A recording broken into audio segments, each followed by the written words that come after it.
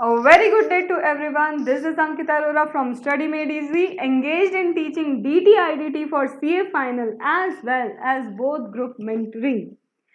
Hope so preparation बहुत अच्छी चल रही होगी और आई होप कि international taxation as well as various entity के विथ क्वेश्चन जो वीडियोस दिए हैं जितने भी बच्चों ने देखा होगा उनके लिए वो बेनिफिशियल रहा होगा। अब ये एक शॉर्ट, बहुत ही शॉर्ट 1 घंटे के अंदर हम कोशिश करेंगे ओवरऑल चैरिटेबल ट्रस्ट को विद क्वेश्चंस कंप्लीट करने की। तो ओवरऑल सारे कॉन्सेप्ट इसमें कवर होंगे, कोई चिंता नहीं है उस बात की। एंड यू विल फाइंड कि ओके मेरा ये charitable trust with in a short span of time complete हो गया है। ठीक है, तो चलो स्टार्ट करते हैं।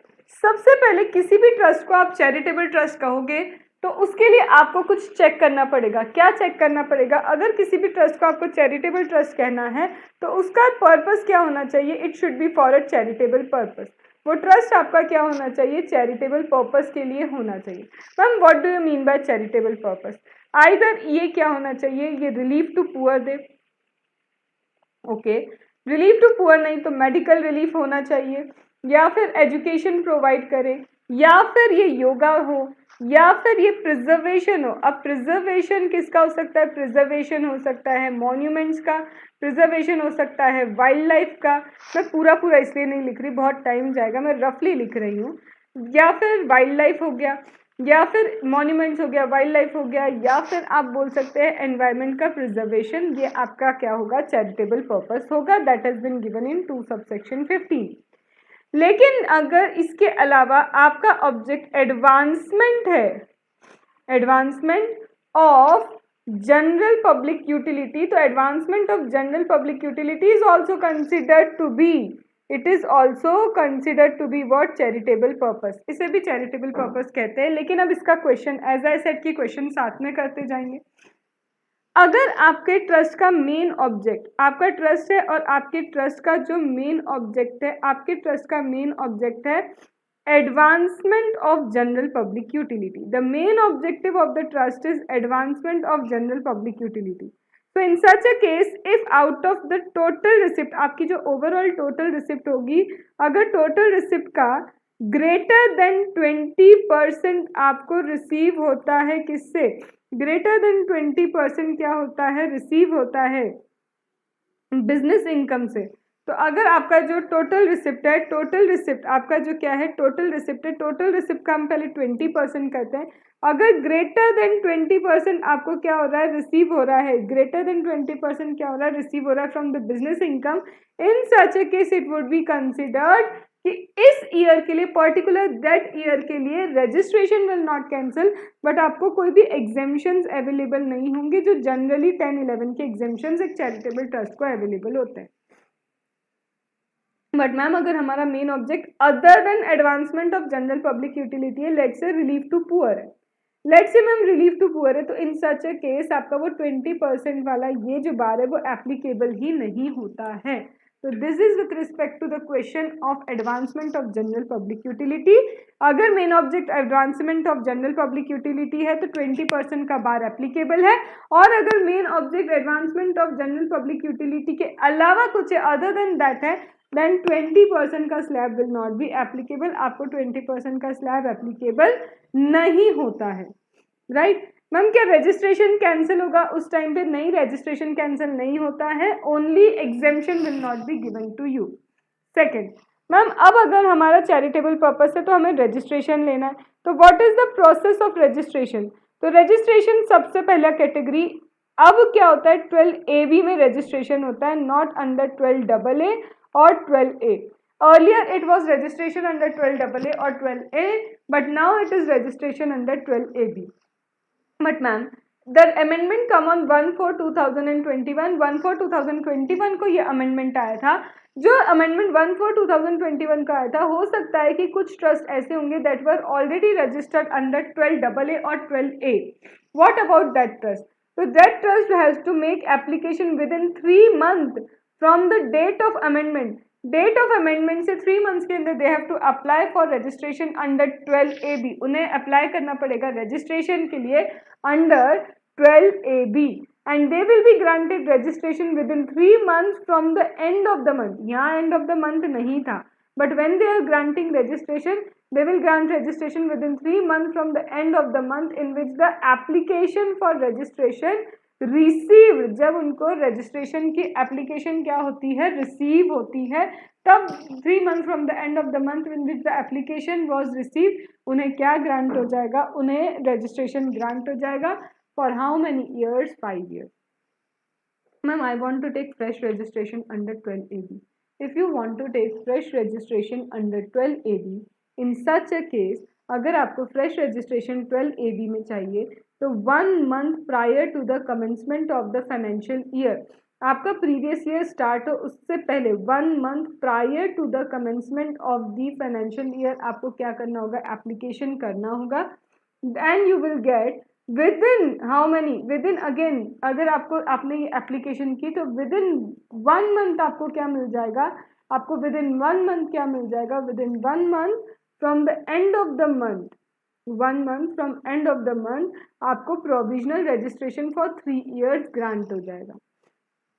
मैम जब प्रोविजनल रजिस्ट्रेशन होता है कोई इंक्वायरी होती है, कोई भी इंक्वायरी नहीं होती है, बट जब आपको प्रोविजनल को फाइनल में कन्वर्ट कराना है तो you have to make application 6 month prior to the end of the approval. Approval 3 years का है, 3 इयर्स का अप्रूवल एंड होने में 6 मंथ जब बच्चे हों, कम से कम 6 मंथ पहले आपको एप्लीकेशन करनी है, और 6 month from the commencement of the activity, या फिर आपने एक्टिविटी कमेंस कर दी तो एक्टिविटी कमेंस करने से 6 मंथ के अंदर आपको एप्लीकेशन देनी होगी, विच एवर इज अर्लियर, जो भी क्या हो अर्लियर हो. इसके बाद आपको 6 month from the end of the month in which the application was receive आपको 5 इयर्स का रजिस्ट्रेशन मिल जाएगा. Registration always 6 month from the end of the month in which application was receive वहीं से मिलता है. Always 6 month from the end of the month in which registration was receive, हमेशा वहीं से ही आपको क्या मिलता है, ये मिलता है रजिस्ट्रेशन. ये हर एक जगह पे सेम टाइम लिमिट है, बस आपको जब अप्लाई करना है एप्लीकेशन की टाइम लिमिट आप ध्यान रख लेना. सिर्फ एक टाइम लिमिट अलग है, प्रोविजनल रजिस्ट्रेशन जब आपको मिलता है तो इन case of provisional registration 1 month के अंदर वो आपको from the end of the month in which application receive वहाँ पे आपको देते हैं रजिस्ट्रेशन. अदरवाइज सारे केसेस में 6 month from the end of the month है. मैम ऑब्जेक्टिव चेंज हो गया हमारे ट्रस्ट का, 30 days from the end of the month, 30 days from the objective change आपको एप्लीकेशन करनी है. Again 6 month from the end of the month आपको क्या मिल जाएगा, रजिस्ट्रेशन ग्रांट हो जाएगा. मैम इसके अलावा और कौन से केसेस हो सकते हैं, इसके अलावा आप ऑलरेडी 12 AB में रजिस्टर हो चुके हो, 5 इयर्स कंप्लीट होने वाले 12 AB के भी, तो उसमें भी 6 month prior to the end of the 5 years आपको क्या करना होगा, रजिस्ट्रेशन के लिए रीअप्लाई करना होगा, and 6 month from the end of the month again आपको क्या मिल जाएगा, रजिस्ट्रेशन फॉर 5 इयर्स मिल जाएगा. मैम हमारा इनऑपरेटिव हो चुका था, जो रजिस्ट्रेशन है हमारा रजिस्ट्रेशन क्या हो गया, इनऑपरेटिव हो गया. तो अगर आपका रजिस्ट्रेशन इनऑपरेटिव हुआ है तो आप जिस भी ईयर में रजिस्ट्रेशन को ऑपरेटिव करवा रहे हो उसके 6 month prior to the end of the 6 month prior to the commencement of assessment year, assessment year start होने से 6 महीने पहले आपको बताना होगा, आपको अप्लाई करना होगा, और आपको again 6 month from the end of the month in which application received आपको रजिस्ट्रेशन ग्रांट हो जाएगा फॉर 5 ईयर. आई होप तो आप समझ पाए कि सिर्फ प्रोविजनल असेसमेंट प्रोविजनल रजिस्ट्रेशन जब मिल रहा है, what is the time limit for application and what is the time limit that they will be granting me registration. Then provisional to final में एप्लीकेशन ऑफ रजिस्ट्रेशन का time limit learn करना है, वही 2 चीज़ें हैं, अदरवाइज सब कुछ same है. Now when I have applied for registration, कभी ऐसा हो सकता है मैम हमारा रजिस्ट्रेशन के लिए हम अप्लाई किसको करें, तो CIT या फिर PCIT को you will apply for registration. CIT PCIT को आपको रजिस्ट्रेशन के लिए अप्लाई करना है, एंड रजिस्ट्रेशन वो कैंसिल कर सकते हैं अगर आपका ऑब्जेक्ट जेन्युइन नहीं है, आप अदर लॉ को कंप्लाई नहीं करते हैं, या फिर क्या है आप जेन्युइन नहीं है, अदर लॉ को आप क्या नहीं करते, कंप्लाई नहीं करते हैं, या फिर सेक्शन नंबर 13 सबसेक्शन 1 अप्लाई होता है. अब मैम ये सेक्शन 13 सबसेक्शन 1 क्या है, अगर आपका ट्रस्ट प्राइवेट रिलीजियस पर्पस के लिए है, आपका ट्रस्ट स्पेसिफिक कमिटी के लिए है, आपका जो ट्रस्ट है वो स्पेसिफाइड पर्सन को बेनिफिट देता है. अब ये स्पेसिफाइड पर्सन कौन है, जिसने मोर देन 50,000 आपको डोनेशन दिया. स्पेसिफाइड पर्सन कौन है, या तो फाउंडर ऑफ द ट्रस्ट या फिर फाउंडर हो गया ट्रस्ट का, मैनेजर ट्रस्ट का हो गया, या फिर relative of the founder, manager और डोनर हो गए, या फिर ऐसे कंसर्न को आप बेनिफिट दे रहे हो जहाँ पे क्या है, आपका सब्सटेंशियल इंटरेस्ट है इन सारे पर्सन्स का, इनमें से किसी भी पर्सन का सब्सटेंशियल इंटरेस्ट जिस फॉर्म में है उसको अगर आप क्या करते हो, बेनिफिट देते हो, तो ये क्या है 13(1) एप्लीकेबल हो गया और आपका ट्रस्ट का रजिस्ट्रेशन कैंसिल हो जाएगा। लेकिन अगर ये 13(1) का बेनिफिट मेडिकल और एजुकेशन से रिलेटेड है, मेडिकल एजुकेशन से रिलेटेड अगर आपका आपका मेडिकल इंस्टीट्यूट है, एजुकेशनल इंस्टीट्यूट है, और ये मेडिकल या एजुकेशनल इंस्टीट्यूट इन पर्सन को मेडिकल या एजुकेशन से रिलेटेड बेनिफिट देता है, तो what ever benefit they have given, जो भी बेनिफिट दिया है वो इनकम का पार्ट काउंट होगा और इनका रजिस्ट्रेशन कैंसिल नहीं होगा। सपोज हम ऑपरेशन करते हैं सब लोगों का 10 लाख रुपीज़ में, स्पेसिफाइड पर्सन का ऑपरेशन 7 लाख में हुआ, तो ये जो 3 लाख है, ये 3 lakh will be counted as what your benefit, and benefit क्या बन जाएगा, इनकी इनकम में काउंट हो जाएगा। अंडरस्टूड। नाउ अब हमने रजिस्ट्रेशन ले लिया, रजिस्ट्रेशन लेने के बाद हमें एग्जेम्पशन मिलना चाहिए, हमें बेनिफिट मिलना चाहिए सेक्शन 11 एंड 12 का।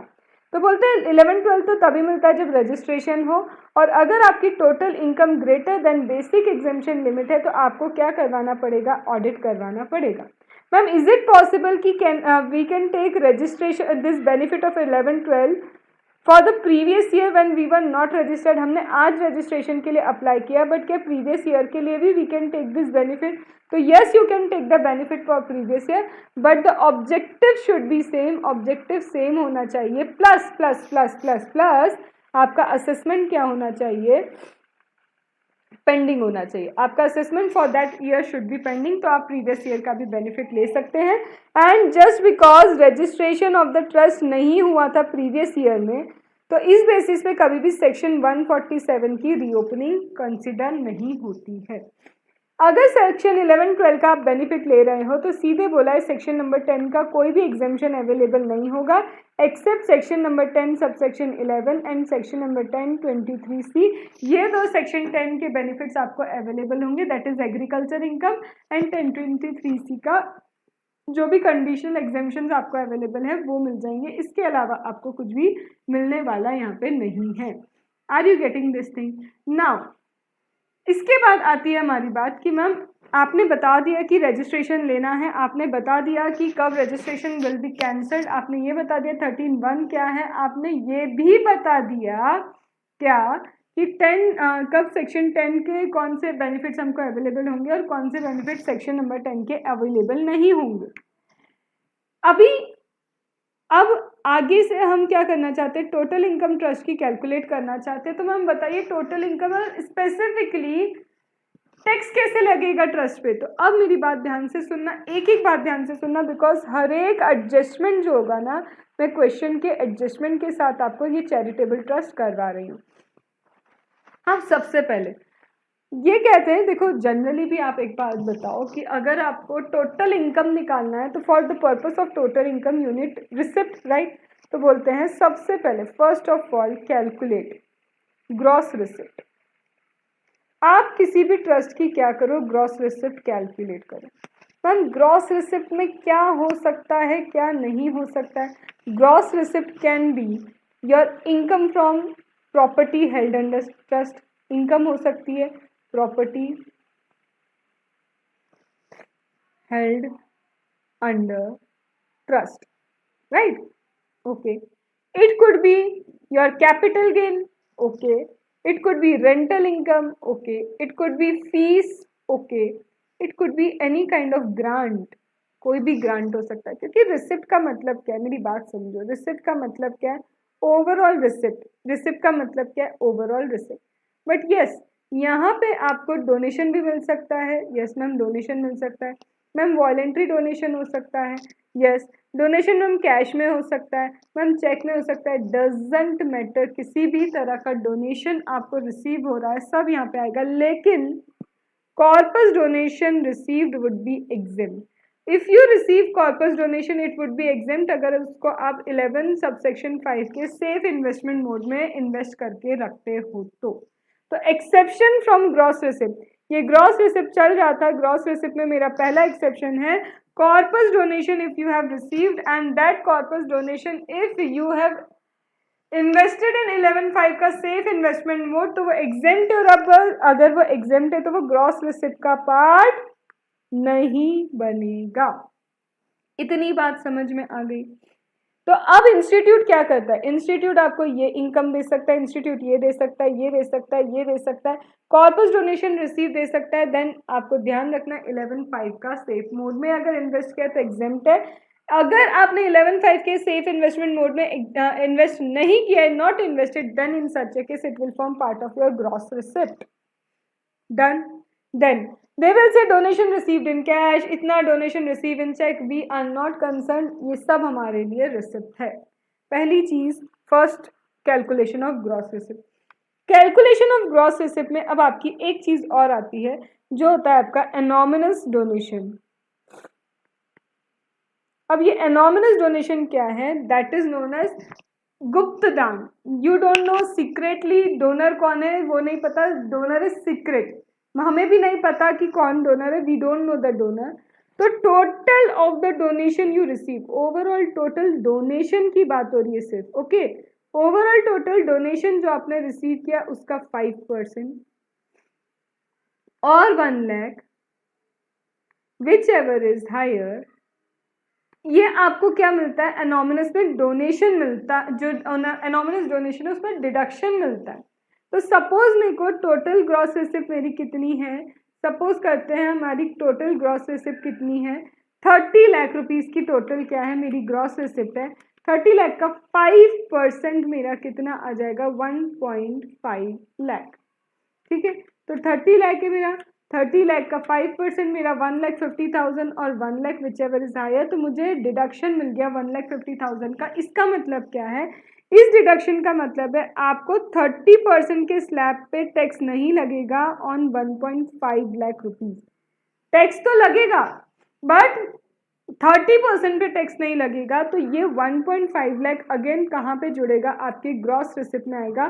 तो ग्रॉस रिसिप्ट में जो डिडक्शन यू गॉट फ्रॉम, जो डिडक्शन आपको कहाँ मिला था, एनोमिनस डोनेशन में आपको जो डिडक्शन मिला था, वो डिडक्शन आपका यहाँ पे ग्रॉस रिसिप्ट में ऐड हो जाएगा।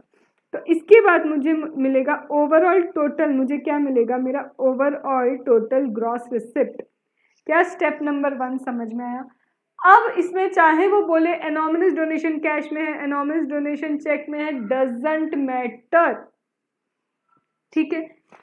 अब एडजस्टमेंट नंबर 2 ग्रॉस रिसिप्ट में ही आपको फोकस करना है क्वेश्चन में, you have to focus on question कि कैश बेसिस फॉलो होता है या accrual basis of accounting follow होता है, वेदर फॉलो कैश बेसिस होता है या अक्रूवल बेसिस फॉलो होता है। अगर क्वेश्चन कहता है कि कैश बेसिस फॉलो हुआ है, अगर क्वेश्चन क्या कहता है कि आपने कैश बेसिस फॉलो किया है और क्वेश्चन में लिखा है फीस अभी जो रिसीव नहीं हुई है, 20 lakh fees has not been receive till 31 March, तो वो 20 लाख की फीस को ग्रॉस रिसिप्ट में नहीं लेना है, क्योंकि ये कैश बेसिस ऑफ अकाउंटिंग है, क्योंकि ये क्या है, कैश बेसिस ऑफ अकाउंटिंग है। बट इफ अगर ये एक्रूअल बेसिस ऑफ अकाउंटिंग होता तो आप ग्रॉस रिसिप्ट में इसे कंसिडर कर लेते। ये एडजस्टमेंट्स में बता रही हूँ कहाँ के आपको, आपके चैरिटेबल ट्रस्ट के। एडजस्टमेंट नंबर 1 कॉर्पस वाला था हमारा, एडजस्टमेंट नंबर 2 फीस वाला है कि you have to check whether cash है या फिर अक्रूवल बेसिस ऑफ अकाउंटिंग दिया हुआ है। यहाँ पे आपका ग्रॉस रिसिप्ट आता है। फिर 4th आपको एनोमिनस में जो भी डिडक्शन आपको मिला वो डिडक्शन यहाँ पे आप ऐड करोगे, क्योंकि इससे मिलके आपको मिलेगा आपका ओवरऑल ग्रॉस रिसिप्ट। अब जितना भी ग्रॉस रिसिप्ट है, सेक्शन नंबर 11 कहता है ओवरऑल ग्रॉस रिसिप्ट में से, सेक्शन नंबर 11 कहता है कि आपको ग्रॉस रिसिप्ट में से 15% का अनकंडीशनल क्या मिलेगा, एग्जेम्पशन, कोई टैक्स नहीं लगेगा। तो जितना भी ग्रॉस रिसिप्ट है उसमें से 15% अनकंडीशनली यू कैन सब्ट्रैक्ट, कोई कंडीशन नहीं है। इसका मतलब मेरा ग्रॉस रिसिप्ट मैंने कैलकुलेट किया, उसके बाद मैं सब्ट्रैक्ट करूंगी 15%, अब बचता है मेरा 85% रिसिप्ट। कितना बचता है, 85% का रिसिप्ट बचता है।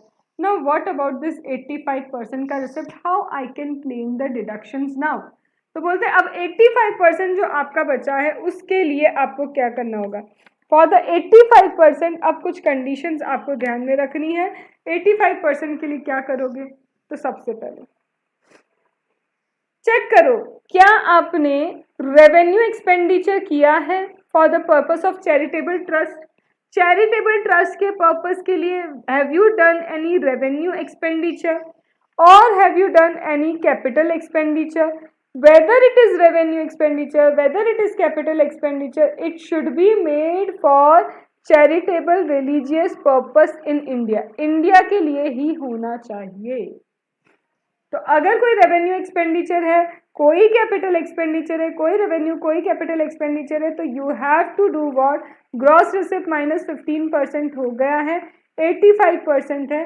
इस 85% में से we will subtract the revenue expenditure, we will subtract the capital expenditure.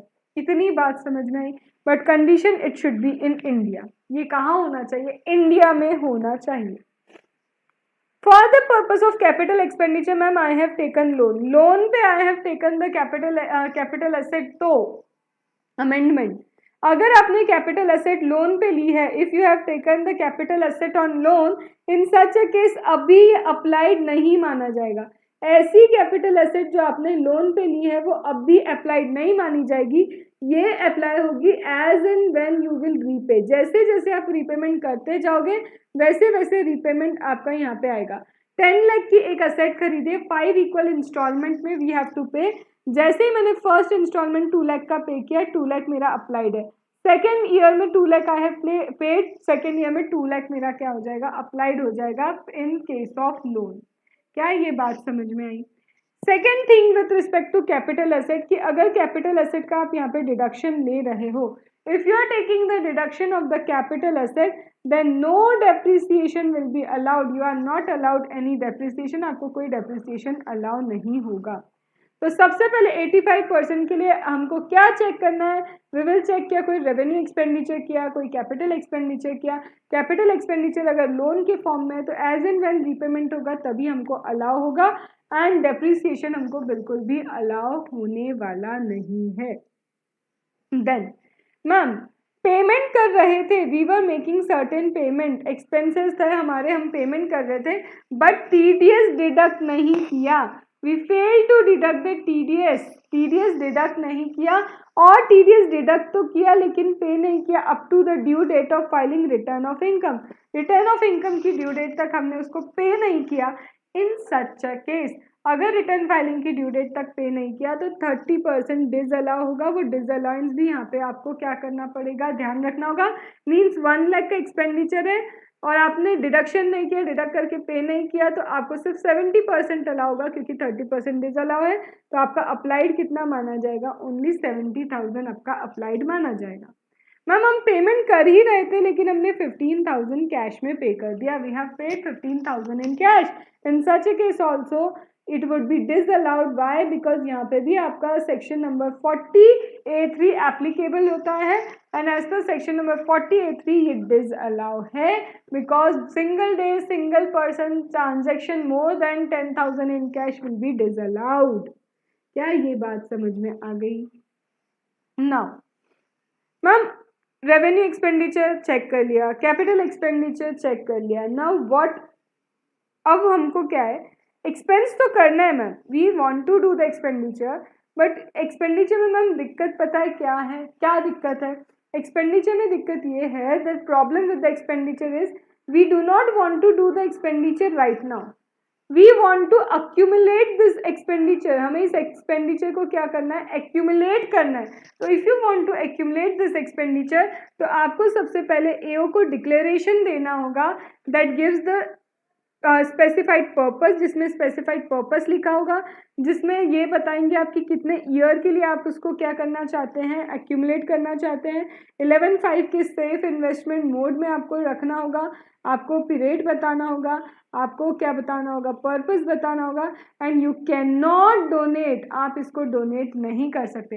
In general donation आप कर सकते हो, donation is deemed to be applied, donation को अप्लाइड ही माना जाता है, बस कॉर्पस डोनेशन नहीं देना होता है। जब हम यहाँ 85% अप्लाइड चेक करते हैं तो डोनेशन भी अलाउड है, बस कॉर्पस डोनेशन नहीं देना होता है। तो यहाँ पे लेकिन जब आप एक्यूमुलेट करते हो तो आप डोनेशन नहीं दे सकते, ठीक है। तो अगर आपने एओ को कितना रिटर्न फाइलिंग की ड्यू डेट के पहले एक डिक्लेरेशन दिया कि पर्पस ये है, पीरियड ये है, 11/5 के सेफ इन्वेस्टमेंट मोड रहेगा और डोनेशन नहीं देंगे किसी और ट्रस्ट को, तो आप मैक्सिमम 5 ईयर्स के लिए इसको एक्यूमुलेट कर सकते हैं और इसे या तो after 5 years utilise on the completion of 5 years utilise करना है या फिर जस्ट आफ्टर 5 ईयर मतलब 6th ईयर में आपको यूटिलाइज करना है। अब अगर पर्पस के लिए यूटिलाइज नहीं हुआ या within the period utilise नहीं हुआ या 7/11/5 के सेफ इन्वेस्टमेंट मोड में यूटिलाइज नहीं हुआ या डोनेट कर दिया, इन सच ए केस ये आपकी इनकम बन जाएगी। और जब इनकम बनती है तो कहाँ ऐड होता है, इनकम बनेगा तो ग्रॉस रिसिप्ट में ये ऐड हो जाएगा, it will be added to gross receipt. तो सेक्शन नंबर 11(2) बोलता है हम अक्यूमुलेट भी कर सकते हैं। तो 85% के लिए मुझे चेक करना है मेरा revenue expenditure, my capital expenditure and what I have accumulated. Done. Now और एक चीज आती है कि ma'am on 31st March I have receive bulk donation, बहुत सारा डोनेशन 31st मार्च को आ गया and it is not possible to spend in same year. इसी ईयर में हम उसको स्पेंड कैसे करेंगे क्योंकि अभी 31st मार्च तक को हमको बल्क डोनेशन मिला है। इन सच अ केस आपको क्या करना है, इस केस में बोलते हैं पॉइंट नंबर 1, आप अगेन एओ को एक डिक्लेरेशन दो कि नेक्स्ट ईयर में आप इसको अप्लाई कर दोगे। तो नेक्स्ट ईयर में अगर अप्लाई करने का बोला है तो भी आपको ये एज एन एक्सपेंडिचर अलाउ हो जाएगा। Second, ma'am right now accrual basis पे इनकम लिखी है हमने, रिसीव नहीं हुआ, यहाँ तो रिसीव हुआ था, ये वो केस है।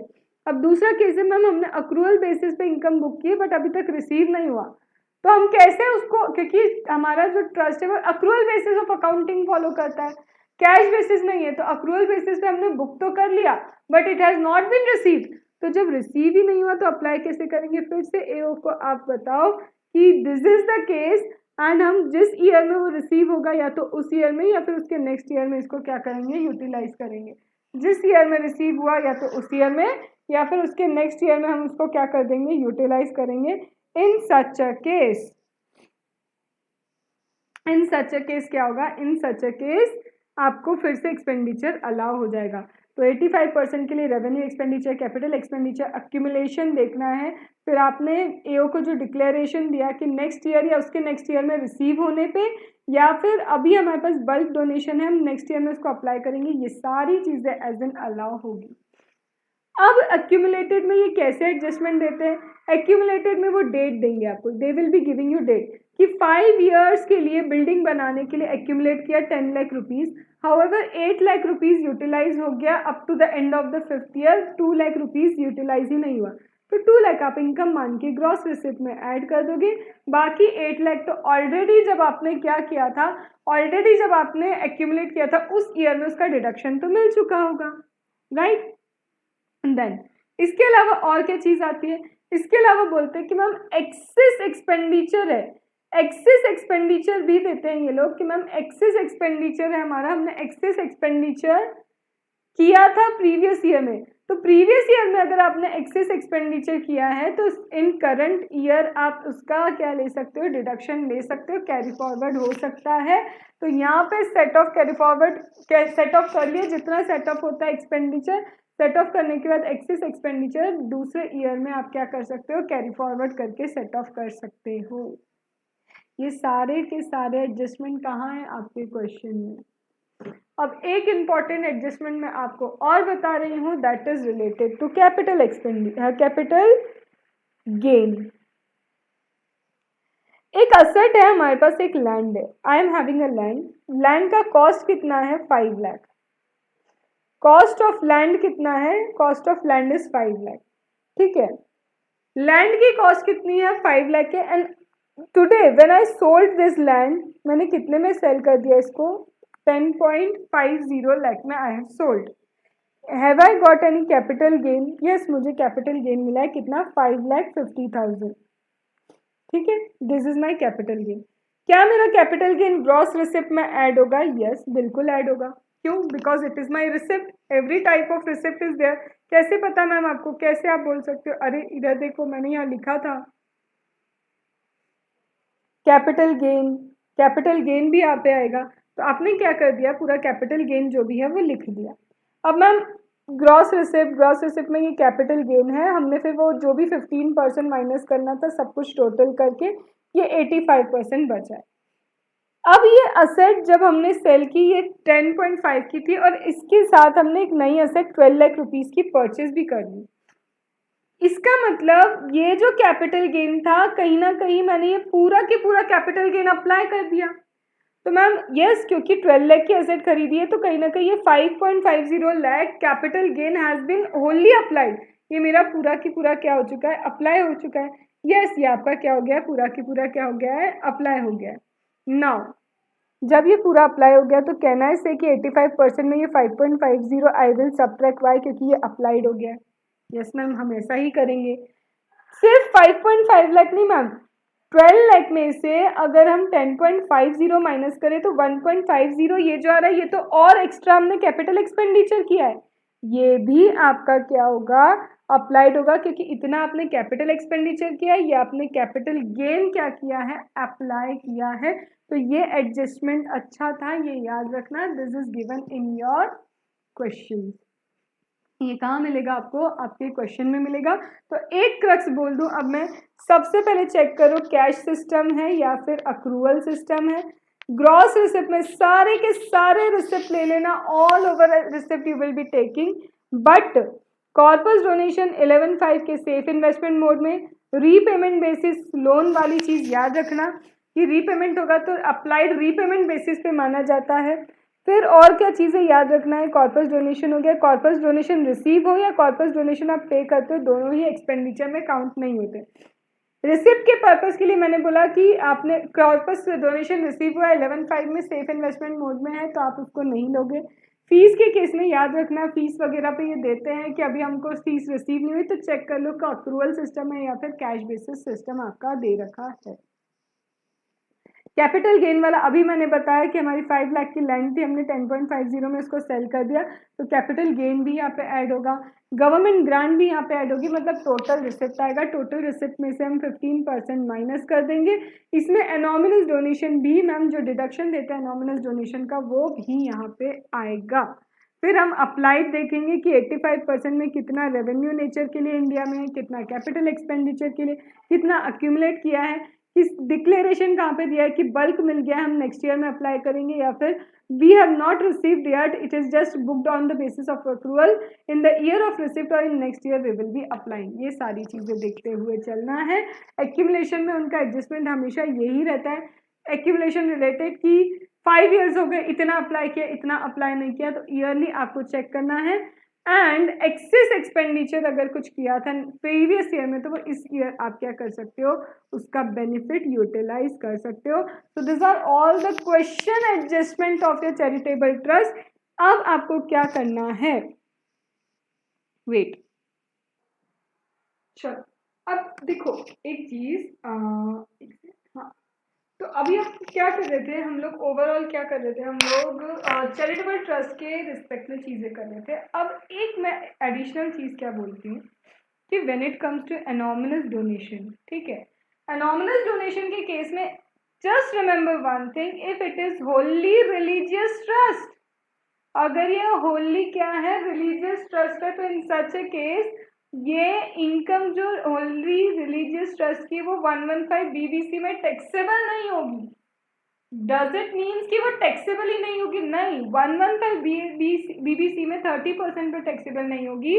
वो कहाँ पे होगी? नॉर्मल प्रोविजन सेक्शन 11-12 के नॉर्मल प्रोविजंस के हिसाब से क्या होने वाली है, टैक्सेबल होने वाली है। And similar is the case of holy religious and charitable purpose वाला trust. Anonymous donation receive by holy religious and charitable purpose वाला ट्रस्ट, तो वहां पे भी ये टैक्सेबल नहीं होगी 115 बीबीसी में। However, it will be taxable as per normal provisions of 11 and 12. This you have to remember, and this completes your charitable trust and anonymous donation वाला part completely. कुछ भी skip नहीं हुआ है, कुछ भी यहाँ पे क्या है, स्किप नहीं हुआ है। तो सिर्फ 30 मिनट्स के अंदर ओवरऑल क्वेश्चंस का पूरा adjustment as well as your anonymous donation and concept explanation I have done.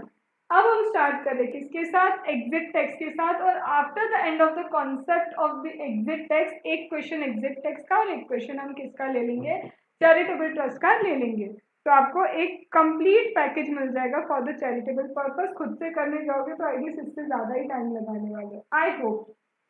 ठीक है, चलो now what is tax, exit tax. देखो एक अटेम्प्ट में अगर एग्जिट टैक्स कैलकुलेशन आता है ना तो नेक्स्ट अटेम्प्ट में टोटल इनकम कैलकुलेट करने को आता है।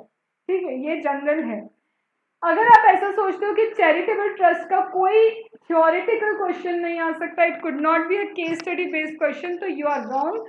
क्योंकि institute, you can pick July 21 का paper also, you can pick next attempt का पेपर ऑल्सो, वहां पे उन्होंने थ्योरेटिकली पूछ के रखा है ये चैरिटेबल ट्रस्ट के बारे में। तो it is not the scenario कि आपको जरूरी नहीं है कि क्वेश्चन ही मिलेगा। इट इज पॉसिबल कि आपको क्या मिल सकता है, आपको केस स्टडी बेस्ड क्वेश्चन भी इस टॉपिक, इन टॉपिक्स पे मिल सकते हैं।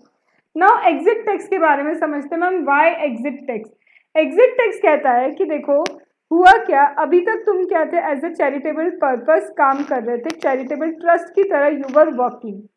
अब चैरिटेबल ट्रस्ट की तरह वर्क कर रहे हो तो तुमने 11 एंड 12 का बहुत बेनिफिट लिया होगा, 15% then 85% on the basis of condition. हो सकता है 100% of the income would have been exempt.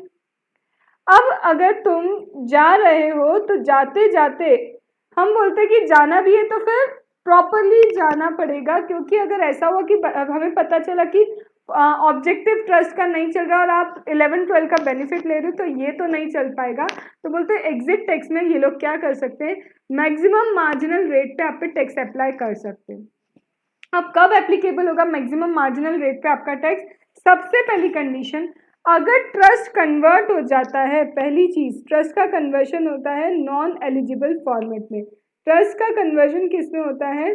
Non eligible form में। मतलब हम जब भी ट्रस्ट को रजिस्टर करते हैं तो CIT PCIT checks genuineness of the trust and objective of the trust, remember.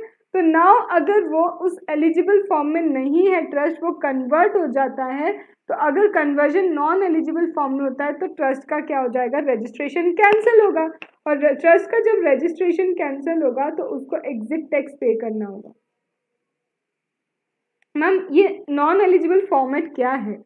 Registration cancel करना। क्यों रजिस्ट्रेशन कैंसिल किया? रिमेंबर जेन्युइन नहीं है ऑब्जेक्टिव, आपका रजिस्ट्रेशन कैंसिल। आपका 13 सबसेक्शन 1 एप्लीकेबल हुआ, योर रजिस्ट्रेशन कैंसिल। तो अगर ट्रस्ट का रजिस्ट्रेशन कैंसिल हुआ तो इसका मतलब trust has been converted to non eligible format. या फिर ट्रस्ट ने कोई ऐसा ऑब्जेक्टिव क्या कर रहा है, ट्रस्ट ने कोई ऐसा ऑब्जेक्टिव क्या किया है, एक्सेप्ट किया है, ऐसा मॉडिफिकेशन हुआ है ऑब्जेक्टिव में जो रजिस्ट्रेशन की कंडीशन के अकॉर्डिंग नहीं है। Registration was based on certain condition and you have change the objective and change the objective is not in accordance with the condition of registration. तो जब भी ट्रस्ट को रजिस्टर करते तो जेन्युइननेस चेक करते हैं, ऑब्जेक्टिव चेक करते हैं, अगर उसी में ही कुछ गड़बड़ हो गई है तो registration cancel, that means the trust has been converted into non eligible format. इतनी बात समझ में? देन इसके बाद चलो आपका ऑब्जेक्टिव चेंज हुआ, चेंज ऑब्जेक्टिव होने के कारण आप फ्रेश रजिस्ट्रेशन के लिए भी तो अप्लाई कर सकते थे। तो suppose you have applied for fresh registration but fresh registration भी कैंसिल हो गया, मतलब आपको नहीं दिया फ्रेश रजिस्ट्रेशन। आपने अप्लाई किया फ्रेश रजिस्ट्रेशन के लिए लेकिन फ्रेश रजिस्ट्रेशन कैंसिल हो गया, या तो आप फ्रेश रजिस्ट्रेशन के लिए अप्लाई नहीं करते हो। तो ये पूरा क्लस्टर किस चीज़ का है, that the trust has change into non eligible format. या तो रजिस्ट्रेशन कैंसिल या ऑब्जेक्टिव चेंज, ऑब्जेक्टिव चेंज के बाद फ्रेश रजिस्ट्रेशन के लिए अप्लाई किया लेकिन वो भी रिजेक्ट हो गया, या फिर फ्रेश रजिस्ट्रेशन के लिए अप्लाई ही नहीं किया। In such a case, on the date when the trust get converted into ineligible format, when the trust get converted into ineligible format, on in that date exit tax will be applicable। उस date पे क्या होगा, आपको exit tax applicable होगा। Second, trust मर्ज हो जाता है, किसमें होता है, जिनके पास बीबी सर की यहाँ पे बुक है तो वहाँ पे करेक्शन जरूर कर लेना। Merger into an entity not having similar object. यहाँ पे लिखा है सेकेंड नंबर पॉइंट में मर्जर के लिए कि अगर ट्रस्ट ऐसी एंटिटी के साथ मर्ज होता है तो एक्चुअल में 12AA 12AB में रजिस्टर्ड तो है, बस उसका ऑब्जेक्ट सिमिलर नहीं है। ठीक है, ये गलत लिखा है। यहाँ पे लिखा है कि मर्ज तो हो रहा है, मर्ज हो रहे 12AA 12AB वाले ट्रस्ट के साथ जो ऑलरेडी रजिस्टर्ड है, बट उनका ऑब्जेक्टिव सेम नहीं। एक बात समझो, यहाँ पे अगर मैं 12AB में रजिस्टर्ड हूँ, मेरा जेन्यूननेस चेक हुआ होगा, मेरे ऑब्जेक्टिव चेक हुए होंगे, तभी मुझे रजिस्ट्रेशन मिला है। यहाँ पे भी मेरा एक ट्रस्ट है, किसी और का ट्रस्ट है, जेन्यूननेस वगैरह सब चेक करके 12AB में रजिस्टर्ड हुआ है। अगर इन दोनों को मर्ज भी करते हो तो कोई इश्यू नहीं है, क्योंकि इनके जेन्यून ऑब्जेक्ट्स हैं, दैट हैज बीन चेक्ड, और इनको 11-12 का एग्जामिशन मिलेगा। बट अगर आप मर्ज हो रहे हो किसी ऐसी एंटिटी के साथ जो एक्चुअल में 12AB में रजिस्टर्ड ही नहीं है, तो वो एलिजिबल नहीं है ना 11-12 के लिए। तो merger with an entity not registered under 12AB और 12AA, whether the objectives are similar or whether the objective are not similar, तो चाहे आपके ऑब्जेक्टिव सिमिलर हो या आपके ऑब्जेक्टिव सिमिलर ना हो, ट्रस्ट को एग्जिट टैक्स एप्लीकेबल होगा, क्योंकि सामने वाला जिससे आप मर्ज कर रहे हो वो रजिस्टर्ड ही नहीं है। क्या ये बात समझ में आ गई? देन लास्ट केस बोलते हैं आपने डिस्ट्रीब्यूट नहीं किया। किस चीज़ को डिस्ट्रीब्यूट नहीं किया? You have not distributed the asset within 12 months from the end of the month in which dissolution take place. आपने ट्रस्ट को डिसॉल्व किया, हमने कहा था ट्रस्ट को डिसॉल्व करने के बाद जितनी भी असेट है ट्रस्ट की वो किसी और ट्रस्ट को डोनेट कर दो, और आपको 12 मंथ्स का टाइम दिया था from the end of the month in which trust was dissolve. तो 12 months from the end of the month भी you have not distributed the asset to the other trust, तो भी आप पे क्या एप्लीकेबल होगा? तब भी आप पे एग्जिट टैक्स के कंप्लाइंसेस आएंगे। चलो ठीक है मैम, एग्जिट टैक्स समझ में आ गया कि नॉन एलिजिबल फॉर्मेट है, मर्जर है विद ट्रस्ट नॉट रजिस्टर्ड, या फिर हमने डिस्ट्रीब्यूशन नहीं किया असेट का तब हमको लगेगा। बट ये एग्जिट टैक्स किन चीज़ों पे लगता है, इसकी वैल्यू क्या होगी एग्जिट टैक्स के लिए? What would be the value for this exit tax? तो समझो, exit tax के लिए you have to calculate accreted income। क्या कैलकुलेट करोगे exit tax के लिए? exit tax के लिए you will calculate accreted income। Ma'am ये accreted income कैसे कैलकुलेट होती है? Take the fair value of the total asset। Okay ma'am, fair value of total asset, subtract total liability out of it। जितनी भी total liability है अपनी minus करो। अब ये जो वैल्यू है ये और कुछ नहीं, ये आपकी एक्रीटेड इनकम है। This is nothing but this is your accreted income. Okay, तो accreted income means fair value of the total asset minus liability, that will give you accreted income. But याद रखना इस टोटल एसेट में दो चीज़ें consider नहीं होगी if it is obtain from agriculture income. Agriculture income से आपने एसेट ऑब्टेन की तो एग्रीकल्चर इनकम एनी हाउ भी एग्जेम्प्ट है। तो एग्जेम्प्टेड इनकम से if you are purchasing something तो कोई इशू नहीं है। 10(1) वाली एग्रीकल्चर इनकम से अगर टोटल एसेट परचेस की तो ठीक है, चलेगा, okay fine, we will not add it here, हम उसे यहाँ ऐड नहीं करेंगे। एंड दूसरा, मेरा ट्रस्ट यहाँ पे रजिस्टर्ड नहीं था, यहाँ से यहाँ तक my trust was not registered, my trust was not registered during this period, तो ऑब्वियसली यहाँ पे मैंने ऑलरेडी टैक्स पे कर दिया। जब मेरा ट्रस्ट रजिस्टर्ड ही नहीं था, when my trust was not registered, तो ऑलरेडी मैं यहाँ से यहाँ तक टैक्स पे कर चुकी हूँ। तो फिर इस टाइम पीरियड में what ever asset I have acquired उस पर तो टैक्स ऑलरेडी पेड है, तो वो भी यहाँ पे क्या नहीं होगी, इंक्लूड नहीं होगी। इन दोनों को एक्सेप्शन में रखते हुए all the assets having उनकी fair market value you will take, liability you will take, this is accreted income, and on this accreted income maximum marginal rate पे tax you have to pay। कितने पे? maximum marginal rate पे you will be paying taxes। Ma'am कितने दिन में ये tax पे करना होगा? With in 14 days. जैसे ही क्या होता है आपको टैक्स एप्लीकेबल होता है, तो टैक्स एप्लीकेबल होने से within 14 days you have to pay it, otherwise 1% per month और पार्ट ऑफ द मंथ से what you have to pay interest, otherwise you have to pay 1% per month और part of the month से interest आपको pay करना होगा। Ma'am देख लें एक बार कि कब टाइम पीरियड स्टार्ट हुआ है। ओके, योर रजिस्ट्रेशन कैंसल, आपका रजिस्ट्रेशन क्या किया, कैंसिल किया. Remember registration cancel you converted into ineligible format. भाई जब आपका रजिस्ट्रेशन कैंसिल हुआ you have two option, either you will go to ITAT, okay, either you will go to ITAT और you will not go to ITAT. या तो आप ITAT के पास जाओगे या फिर you will not go to ITAT. If you go to ITAT तो यहाँ पे क्या होगा, वी विल वेट डिस्पोजल. जब आपका क्या होगा, ऑर्डर आएगा तो डिस्पोजल ऑफ द केस तक वी विल वेट. तो यहाँ पे if you go to ITAT we will wait for the disposal of the case, and disposal में आ गया कि यस रजिस्ट्रेशन कैंसिल, तो वहां से 14 डेज के अंदर you have to pay. But you have not gone to ITAT तो we will wait for 60 days. You have 60 days का time. If within 60 days you will go to ITET, that is okay. If you do not go to ITET, then after 60 days, 14 days will be counted. Understood? Yes, ma'am. Then, this was registration cancellation. Now your objective change. Objective change हुआ. Either you have applied for fresh registration, but fresh registration rejected. Rejected, again you will go to ITET. ठीक है, again you will go to ITET. If you go to ITET, we will wait for the disposal, then 14 days. If you have not applied for fresh registration, अगर आपने क्या किया, fresh registration के लिए apply ही नहीं किया, in such a case what will happen? अगर आपने क्या किया, fresh registration के लिए apply ही नहीं किया, तो what we will be doing? हम लोग क्या करेंगे इस केस में, end of previous year. From the end of the previous year, we will count 14 days. तो या तो you will apply to the ITET, you will go for fresh registration. If rejected, you will go for ITET. ITET तो ठीक है. If you do not go to ITET, we will wait for 60 days, then 14 days count होंगे. या फिर you have not applied for fresh registration, fresh registration के लिए apply नहीं किया, in such a case end of the previous year से 14 days we will count. We will count 14 days from the end of the previous year. Ma'am merger हो गया तो merger की rate से 14 days merger हुआ, so we will count from 14 days from the date of merger. Ma'am we failed to distribute, हमने distribute नहीं किया, we failed to distribute. तो अगर आप distribute नहीं कर रहे तो 12 months from the end of the month in which my trust was dissolved, so 12 months from the end of the month in which the trust was dissolved, end of the month से I will count 14 days.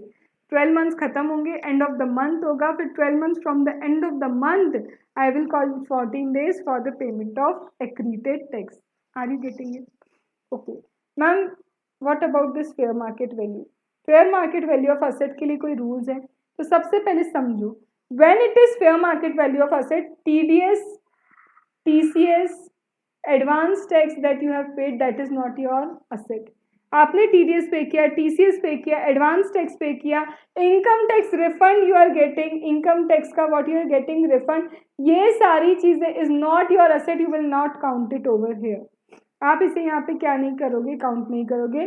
तो for the purpose of aggregate financial fair market value of the total asset, यहाँ पे TDS हो गया, TDS will be reduced, TDS as reduced by income tax refundable. Any amount of TDS और TCS, कोई भी amount आपका TDS का होगा, TCS का होगा, एडवांस टैक्स का होगा, ये आपके fair value of the asset में काउंट नहीं होता है, this will not be counted. Then any amount as unamortise deferred expenditure, कोई भी आपका डेफर्ड एक्सपेंडिचर है, would you be counting that? No, deferred expenditure count नहीं होगा.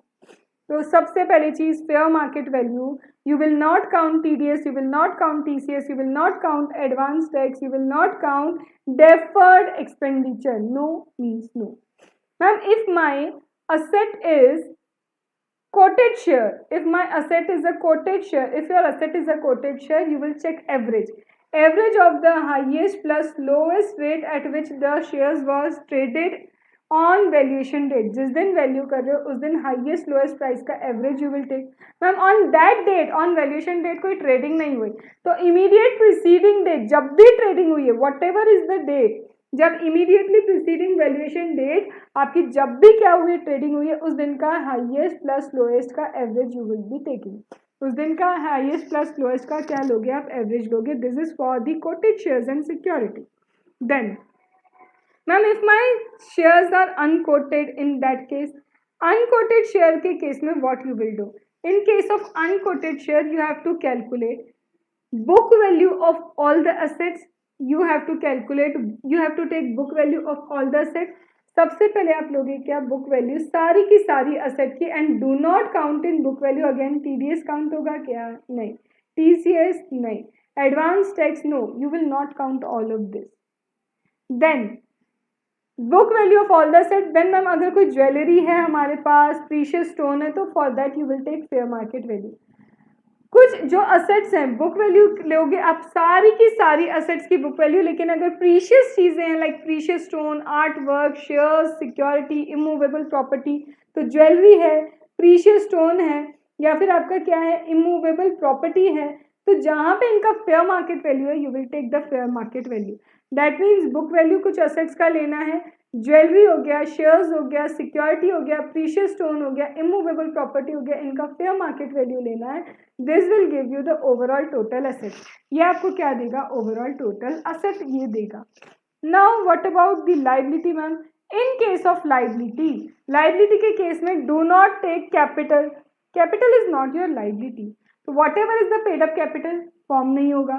Ma'am payment of dividend on preference shares, equity shares, some I have taken out, set apart some amount, मैंने कुछ amount को side में रखा for the payment of dividend, you will not count it, you will not count capital, paid up capital.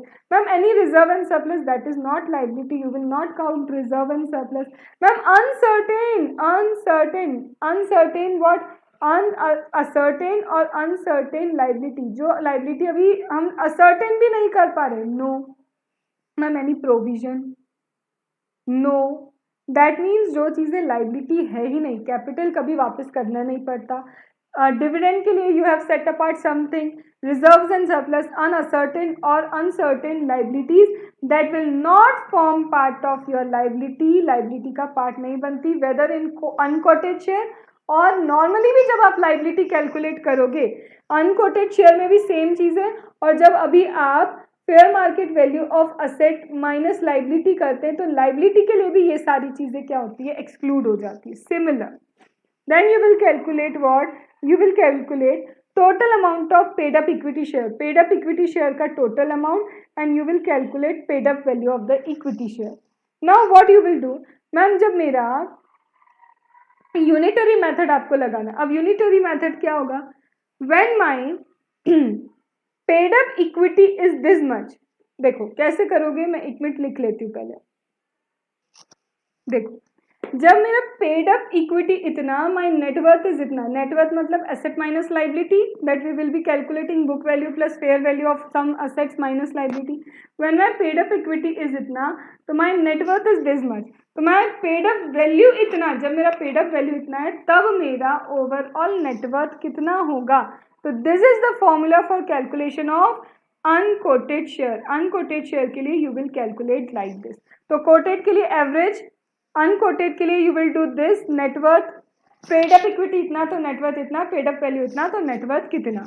Ma'am now what about this was only unquoted equity shares. Then what about my unquoted shares or security but not equity shares?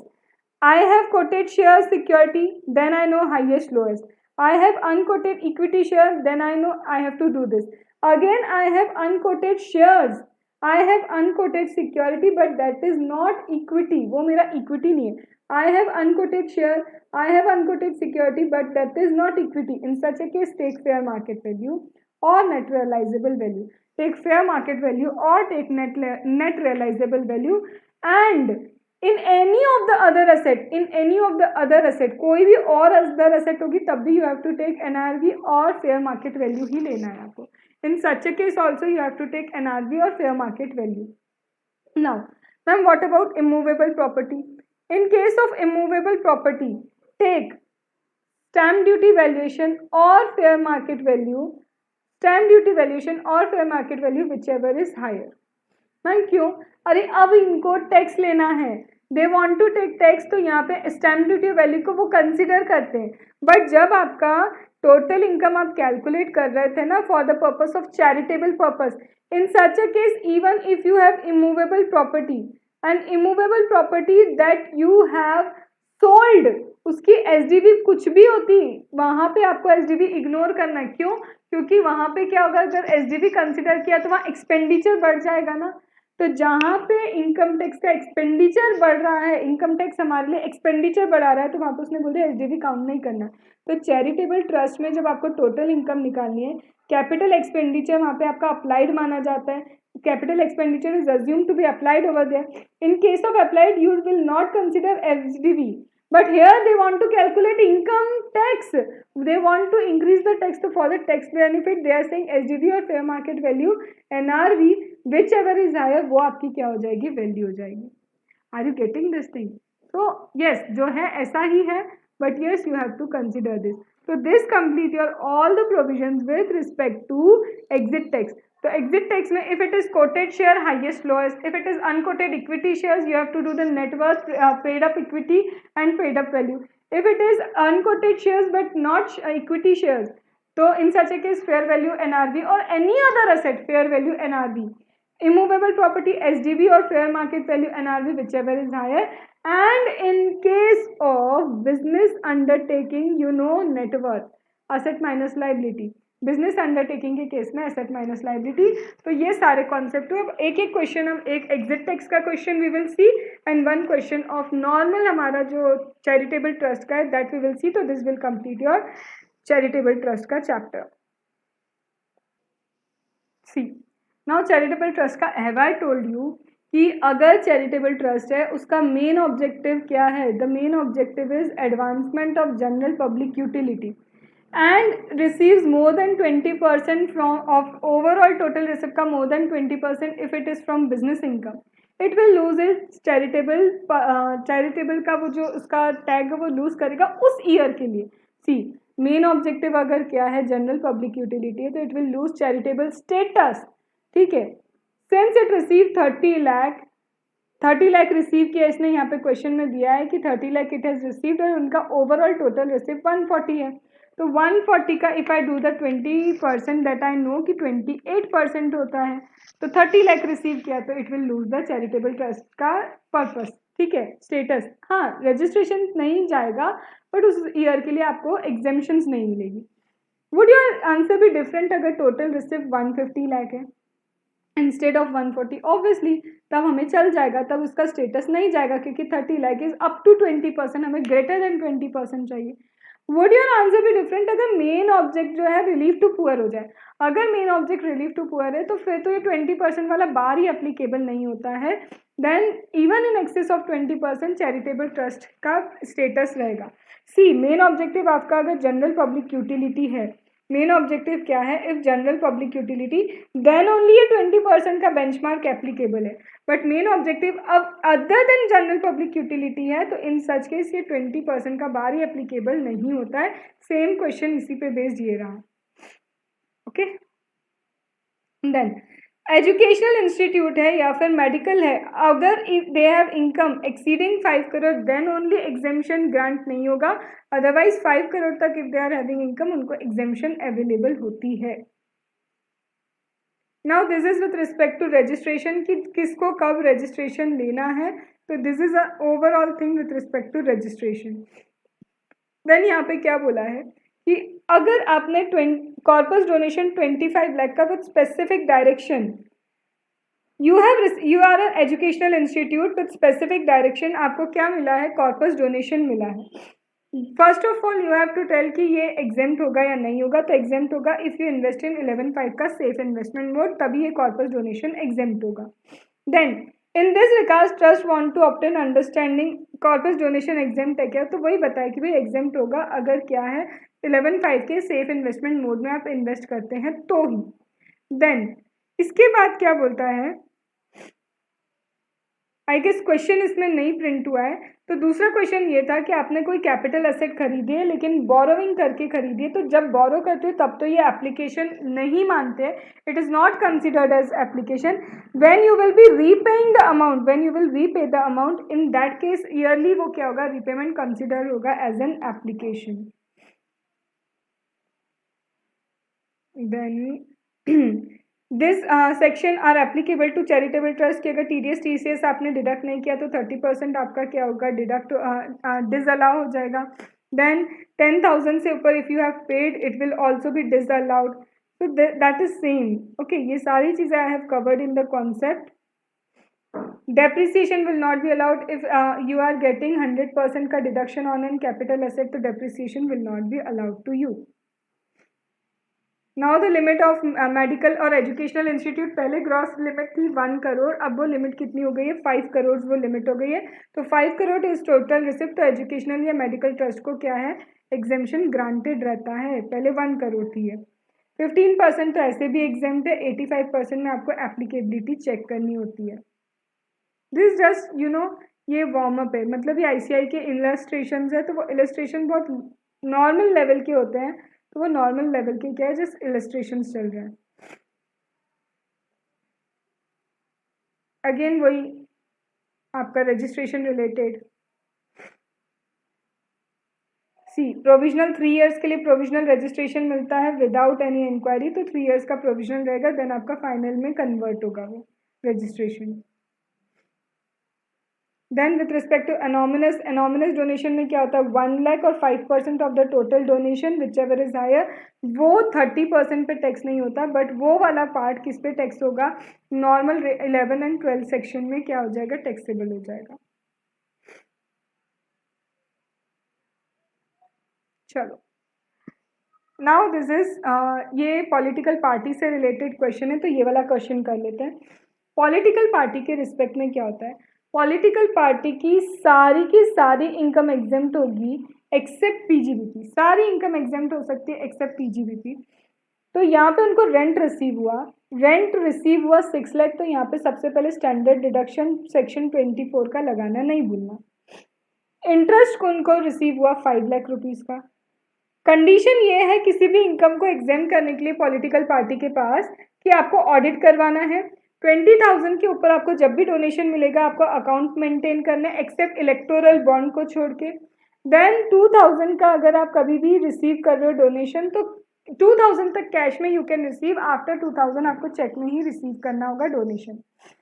तो rent उनको receive हुआ, हम standard deduction लगाएंगे. Interest उनको receive हुआ, income है. Contribution 21,000 receive हुआ है, नेम नहीं पता, दैट मीन्स ग्रेटर देन 20,000, तो आपको रिकॉर्ड मेंटेन करने. ये क्या हो जाएगा, टैक्सेबल हो जाएगा. This 21 will be what, taxable. ये 21 क्या है, टैक्सेबल. कंट्रीब्यूशन 10% से by way of electoral bond. Electoral bond तो मैंने कहा ना, इवन इलेक्टोरल बॉन्ड से अगर पॉलिटिकल पार्टी को रिसीव होता है तो in such a case you are not required to maintain account, ये चलेगा. कैश कंट्रीब्यूशन मिल गया 2100 का कैश कंट्रीब्यूशन. तो कैश कंट्रीब्यूशन 2100 का अगर आपको रिसीव हो रहा है इन सच अ केस, यहाँ पे तो आपको टैक्सेबल आएगा. एंड ये तो हमारा बिजनेस का प्रॉफिट है, तो ये तो वैसे ही टैक्सेबल है. तो चैरिटेबल ट्रस्ट के लिए लेट्स सी, ये आपका क्या हुआ 6 लाख में से सबसे पहले सेक्शन 24 का हमने स्टैंडर्ड डिडक्शन रिमूव किया. ये हमारा इंटरेस्ट है. कंट्रीब्यूशन 21 लाख. कंट्रीब्यूशन कितना है, 21 लाख का. कंट्रीब्यूशन ये वाला आपका टैक्सेबल नहीं होना चाहिए. अल्टरनेट यहाँ पे आपको मिल जाएगा इस चीज़ के लिए कि ये वाला जो है कंट्रीब्यूशन आपका क्या होगा, टैक्सेबल नहीं होगा. क्योंकि खुद इंस्टीट्यूट की बुक में भी लिखा हुआ है कि कंट्रीब्यूशन इलेक्टोरल बॉन्ड से आप रिसीव करते हो तो वहाँ पे आपको अकाउंट्स मेंटेन करने की नीड नहीं है. इलेक्टोरल बॉन्ड के अलावा किसी से भी रिसीव करते हो ग्रेटर देन 20,000 तो अकाउंट मेंटेन करना है. ठीक है, तो देखो अगर सारी कंडीशंस फॉलो होती है तो सबसे पहले तो मैंने ये इनकम निकाली कि इनकम इतनी होगी, ये इनकम इतनी है. ठीक है, फिर कैश कंट्रीब्यूशन तो वैसे भी टैक्सेबल होगा, ये भी टैक्सेबल होगा. अब यहाँ पे वो बता रहे देखो अगर सारी कंडीशंस फुलफिल करते हो तो ये एग्जेम्प्ट है, सारी कंडीशन फुलफिल करते हो ये भी एग्जेम्प्ट है. लेकिन सारी कंडीशन फुलफिल करने के बाद भी यहाँ पे क्या बोला है, कंट्रीब्यूशन नाम आपने सीक्रेट रखा, ये टैक्सेबल होगा. यहाँ पे आपका क्या है, कैश कंट्रीब्यूशन लिया मोर देन 2,000, ये भी टैक्सेबल होगा. और पीजीबीपी भी टैक्सेबल है. ऑल्टरनेट भी उन्होंने ये लिया है कि जहाँ जहाँ नॉन कंप्लाइंस हुआ है उन सबको टैक्सेबल कर दिया, जहाँ जहाँ कंप्लाइंस हुआ उसको एग्जेम्प्ट कर दिया. और यहाँ पे ऑल्टरनेट ये लिया है कि एक भी अगर नॉन कंप्लाइंस है तो उन्होंने कहा था पूरी की पूरी इनकम टैक्सेबल हो जाएगी. तो ये आपके ऊपर डिपेंड करता है कि आप क्या लिखना चाहते हो. अगर आप पूरा की पूरा टैक्सेबल करोगे तो ये नोट लिख के आना और बताना कि ऐसा भी हो सकता है. क्योंकि देखो लॉजिकली तो ये कहा है कि सारी कंडीशंस फुलफिल करनी है तो आपको क्या मिलेगा, एग्जेम्पशन मिलेगा. तो जब सारी कंडीशन फुलफिल की नहीं तो सब कुछ टैक्सेबल होना चाहिए. राइट, बट दोनों अल्टरनेट इंस्टीट्यूट ने दिए हुए हैं, तो आपको भी क्या करना चाहिए, दोनों अल्टरनेट लिख के आना चाहिए. That is I would prefer. Then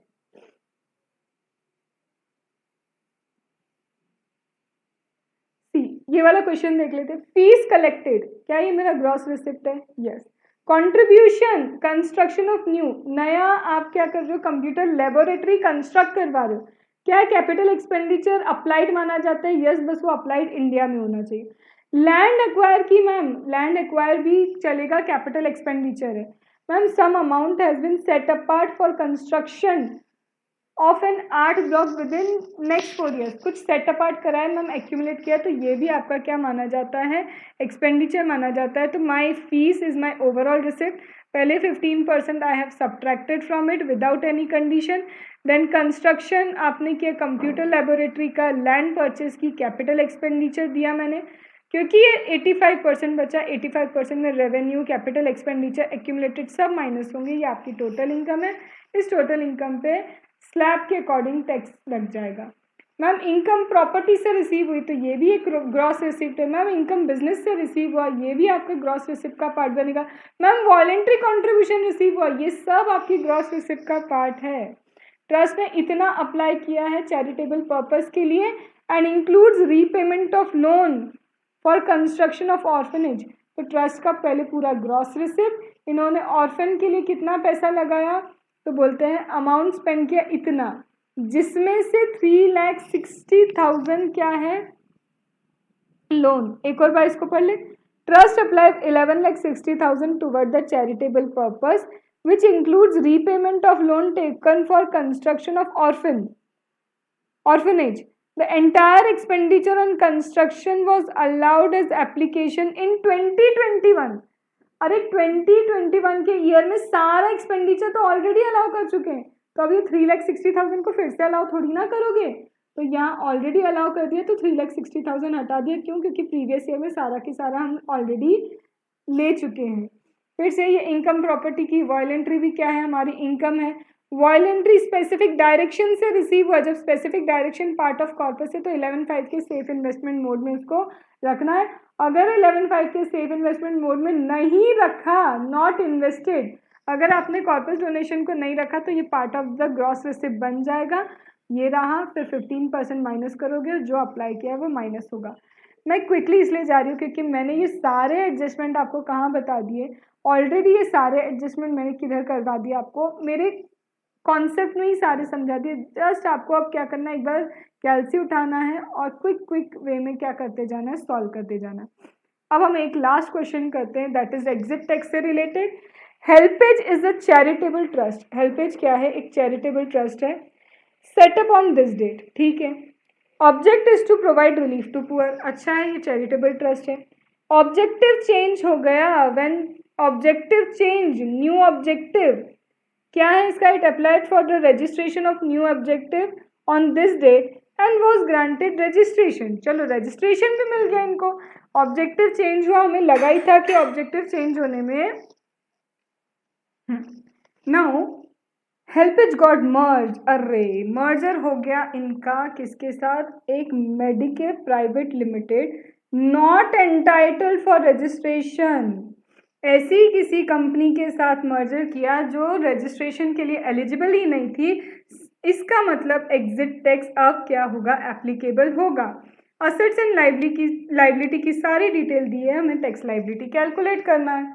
first of all मुझे दिया है लैंड के बारे में. मैम लैंड तो इमूवेबल प्रॉपर्टी है एंड इमूवेबल प्रॉपर्टी के लिए या तो स्टैम्प ड्यूटी वैल्यू या फिर हमारी net realisable value, fair market value, whichever is higher, हमको चेक करनी होती है. सबसे पहले मैं फिर से नीचे आ जाऊँ, कहीं लैंड के रिस्पेक्ट में कुछ और बात तो नहीं कही, बिल्कुल नहीं कही, इतना ही दिया है. ठीक है, तो लैंड क्या है, मैंने परचेस इस दिन की थी land, the date of purchase, जिस दिन लैंड परचेज की थी ये है. अब जिस दिन हमने क्या किया, कन्वर्जन किया, हम कब मर्ज हुए दूसरी एंटिटी के साथ, हम मर्ज हुए इस दिन. तो ये डेट क्या है आपकी, वो डेट जिस दिन आप एग्जिट कर रहे हो. तो इस दिन स्टैम्प ड्यूटी वैल्यू इतना है. Valuation which the land would fetch if sold in open market. Open market में सेल करे तो उसकी फेयर मार्केट वैल्यू कितनी है 58 लाख। तो am I concern about the book value? No, now I am not concern about the book value. मुझे तो fair market value और stamp duty value whichever is higher को चूज करना है। यहाँ पे भी विच एवर इज हायर को चूज करना है। तो मेरी लैंड की वैल्यू कहाँ चली गई? चलो अपन देखते हैं हमने सही करा भी या नहीं करा। लैंड की वैल्यू, लैंड की वैल्यू के रिस्पेक्ट में मुझे ऐसा याद है कि एक सेकेंड, यस, लैंड परचेज कब की थी? 1/9/2010 को, और ये वाली लैंड कब परचेज की थी? 2013 को, राइट। अब एक चीज बताओ, जब मैंने लैंड, ये क्या है, मेरा ट्रस्ट स्टैब्लिश हुआ था 1/4/2010 को। मेरा ट्रस्ट कब स्टैब्लिश हुआ था? 1/4/2010 को, और यहीं पे लैंड क्या हो गई थी? परचेस हो गई थी। जब यहाँ पे हमने लैंड परचेस की थी, इन सच ए केस, यहाँ पे देखो, आ जाओ, ये नोट पढ़ते हैं। लैंड नोएडा की इमूवेबल प्रॉपर्टी कब परचेस की? इस डेट को। Since this trust was registered, और ये ट्रस्ट रजिस्टर कब हुआ? हमारा ट्रस्ट स्टैब्लिश भले ही यहाँ पे हुआ था, ठीक है, लेकिन ट्रस्ट का रजिस्ट्रेशन कब हुआ था? ट्रस्ट का रजिस्ट्रेशन हुआ था ऑन दिस डेट। इसलिए मैं वापस से पढ़ रही थी। लैंड के रिस्पेक्ट में मुझे याद था कि इस क्वेश्चन में कुछ तो दे के रखा है, वो मुझे याद नहीं आया था। सी, लैंड हमने भले ही परचेस पहले करी, बट रजिस्ट्रेशन तो बाद में हुआ है। तो इन सच ए केस वो वाली एसेट तो हम एक्रीटेड में लेते ही नहीं है ना। क्यों नहीं लेते? बिकॉज रजिस्ट्रेशन बाद में हुआ। रजिस्ट्रेशन के पहले जो लैंड आपने परचेस की, वैसे भी आप उस पर क्या कर चुके हो? टैक्सेस पे कर चुके हो। तो this will, that land of Noida will not be included. Noida की लैंड क्या होगी? इंक्लूड नहीं होगी। तो land at Noida immovable property purchased on 1/9/2010 since the trust registered on that date. तो ऑलरेडी 11-12 का बेनिफिट उस वक्त उनको अवेलेबल था क्या? नहीं था, बाद में अवेलेबल हुआ। तो वो ऑलरेडी टैक्सेस पे कर चुके हैं, वो इंक्लूड नहीं होगा। Ma'am what about land of Gurgaon? Gurgaon की लैंड का क्या है? बाद में परचेस हुई रजिस्ट्रेशन के बाद। गुड़गांव की लैंड, यस, रजिस्ट्रेशन के बाद परचेस हुई। 120 लाख, मतलब 12 लाख हमारे लिए क्या हो जाएगा? 120 लाख हमारे लिए क्या हो जाएगा? इसकी वैल्यू हो जाएगी, बिकॉज फेयर मार्केट वैल्यू और stamp duty value whichever is higher. तो ये मेरे लिए हायर है, ये मेरी वैल्यू गई। तो सबसे पहले असेट की वैल्यूएशन कर ली लैंड की। लैंड की बात क्या है? हमारे पास शेयर्स हैं। कोटेड शेयर, कोटेड शेयर क्या है? परचेज डेट क्या मेरे पास काम की? अभी नहीं। क्यों काम की नहीं? मुझे बस इतना पता होना चाहिए कि whether share has been purchase before registration. नहीं, ये तो आफ्टर रजिस्ट्रेशन परचेस हुआ है। तो purchase price of each share, हर शेयर की परचेज प्राइस इतनी है। बट यार मुझे परचेज प्राइस से मतलब ही नहीं है, क्योंकि कोटेड इक्विटी शेयर है। तो price at which shares are quoted on this dates, highest lowest price देके रखा है। Can I take the average? Yes, I can take the average. And what about preference shares? It is shares, but other than, ये shares तो है, ये क्या है? Shares हैं, कोटेड शेयर्स है, बट ये क्या इक्विटी शेयर है? नहीं, ये इक्विटी शेयर नहीं है। मैम अब क्या करें? क्योंकि हमारे पास यहाँ पे कोई ओपन मार्केट वैल्यू कुछ तो है ही नहीं, यहाँ पे हाईएस्ट नहीं है, लोएस्ट नहीं है। तो इस केस में क्या करेंगे? तो when any shares and security, coated shares and security, अगर वो उस दिन ट्रेड नहीं हो रहे तो हम क्या कर सकते हैं? तो हम क्या कर सकते हैं इस केस में? ओपन मार्केट वैल्यू उस दिन की ले सकते हैं जो उन्होंने ऑलरेडी दे के रखी है। सी, तो यहाँ पे हमने डायरेक्टली ओपन मार्केट वैल्यू ली, यहाँ पे कोटेड में हमने एवरेज लिया, एंड एवरेज के हिसाब से वी हैव कैलकुलेटेड। ठीक है, तो यहाँ पे कोटेड शेयर्स कितने हैं? 5000 इंटू 310। एक बार मैं एवरेज कैलकुलेट कर लूँ, एवरेज कितना निकल रहा है? 320 प्लस 30 डिवाइड बाय 2, 175। एक सेकेंड, हाईएस्ट एंड लोएस्ट का एवरेज, एक मिनट। यस, यहाँ पे ना ये अमाउंट गलत लिखा हुआ है, दिस नॉट 30, ये पूरा ऐसे 300 है, यहाँ पे ये जो अमाउंट है दिस इज 300, तो 320 प्लस 300 का एवरेज विल बी 310, तो 310 इंटू 5000 अगर हम करते तो हमको इसकी भी वैल्यूएशन मिल जाएगी। प्रेफरेंस का नहीं दिया, हम फेयर मार्केट वैल्यू ले लिए, उसका वैल्यूएशन ले लिया, ये हमारा कोटेड शेयर का और ये लैंड का वैल्यूएशन है। इसके अलावा any of the asset has been given, no, मुझे और कोई असेट नहीं दी, मुझे लाइबिलिटी दी। This is the book value of liability, इसमें कॉर्पस फंड है, इसमें प्रोविजन फॉर टैक्स है, इसमें रिजर्व एंड सरप्लस है, एंड आई नो मुझे रिजर्व सरप्लस नहीं लेना, मुझे प्रोविजंस को नहीं लेना है, तो प्रोविजन भी नहीं लिया मैंने, रिजर्व्स एंड सरप्लस भी नहीं लिए, तो मेरी बेसिकली जो लाइबिलिटी बची वो कितनी है, इतनी। ओवरऑल टोटल लाइबिलिटी कितनी दे के रखी थी मुझे, ओवरऑल लाइबिलिटी इतनी है, जिसमें से मुझे इन दोनों को माइनस करना है, तो जो लाइबिलिटी बची वो है। Now can I do the total of asset, ये मेरा असेट का टोटल, ये मेरी लाइबिलिटी का टोटल, सब्ट्रैक्ट करेंगे तो मुझे मिल जाएगा क्या, टोटल वैल्यू, जिसपे मुझे MMR की रेट से क्या लगाना है, मैक्सिमम मार्जिनल रेट के, उससे मुझे एग्जिट टैक्स अप्लाई करना है। तो this is the question with respect to your exit tax. Similar question you will find, दो ही क्वेश्चन है, सिमिलर क्वेश्चन है। तो this completes overall various entity plus question and all the adjustments that were possible from my side, hoping your exam would be very good, and I hope these videos were helpful for you. If you appreciate the efforts, just one thing, like, share and comment if you actually like. अच्छा लगता है comment पढ़ के, सच बोल रही हूँ, बहुत अच्छा फील होता है कि ओके अच्छा है, तुम लोग को पसंद आ रहा है, ठीक है।